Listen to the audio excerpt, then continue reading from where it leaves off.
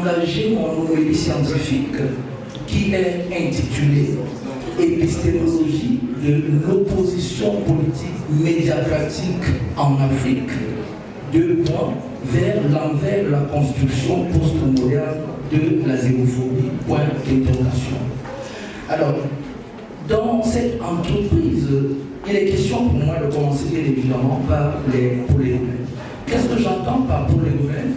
Il s'agit ici d'un apéritif scientifique qui permet de digérer les savoirs que nous allons ingérer. À ce titre, en guise de prolégomène, il est question de dire ici que la présente communication est une analyse heuristique des matrices cognitives et rationnelles des médias du Cameroun, n'est-ce pas, en opposition politique. Il s'agit d'une herméneutique de la xénophobie identitaire du fait de la construction des masses médias observées au Cameroun. Alors, nous entrons très rapidement au niveau de l'introduction. Et là, nous allons à la suite d'Émile Durkheim qui nous exigeait de toujours définir les termes que nous utilisons. Ici, le premier concept qui sera défini est celui de médiacratie. Je voudrais relever que la médiacratie a été systématisée par François-Henri de Virieu. Justement, il était question pour lui de montrer les enjeux cachés justement des journalistes. Alors, quelle définition nous retenons ici? Nous disons que la médiacratie est justement ce pouvoir structurel qu'exercent de fait les médias de masse dans une organisation politique. Ici, l'élément qui est mis en science, c'est justement l'élément oligarchique des masses, des médias de masse. Et c'est cela qui a permis justement à Yves Sidon de conceptualiser une autre notion qu'il appelle la médiachie. La médiachie, la dictature des médias, dans les médias, justement, dans le champ politique. Deuxième concept, c'est celui de la xénophobie, qui est entendu ici comme un ensemble d'attitudes négatives et répulsives, justement, envers ces non-semblables. Et la xénophobie, mobilisée ici dans le cadre sociologique, a été développée par Guillaume Roux. Troisième concept, c'est le concept d'opposition politique qui renvoie ici à un ensemble d'actions centrifuges, justement, et répulsives des entités politiques au sein d'une organisation politique. Nous allons immédiatement au constat.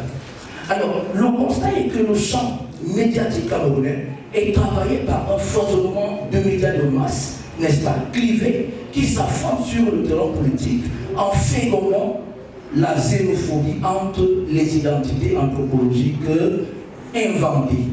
Deuxième élément, c'est justement la question que nous nous posons. Celle-ci est de savoir, sachant que la médiacratie est une réalité remarquée au Cameroun, l'opposition politique menée sous son empire structure-t-elle justement une xénophobie identitaire qui induit des conséquences remarquables?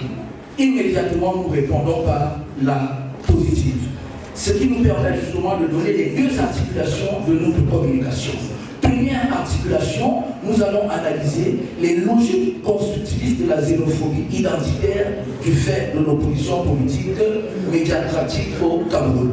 Deuxième articulation, nous allons analyser les dynamiques conséquentielles induites par cette action primaire. Alors, première partie, n'est-ce pas? Nous allons aborder très rapidement la première sous-partie de cette partie, qui nous permet justement d'identifier sur le plan typologique les différentes les masses, les différents médias de masse, justement en opposition politique, médiatique, productrice justement de la xénophobie. Nous disons que... Pardon? Alors, nous disons qu'il y a premièrement les médias télévision, n'est-ce pas? Les médias télé. Et ici, nous avons un exemple.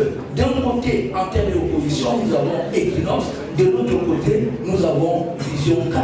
Nous avons la presse écrite, justement. Nous avons le jour, il y a mutation. et de l'autre côté, nous avons Action, nous avons Cameroun Tribune.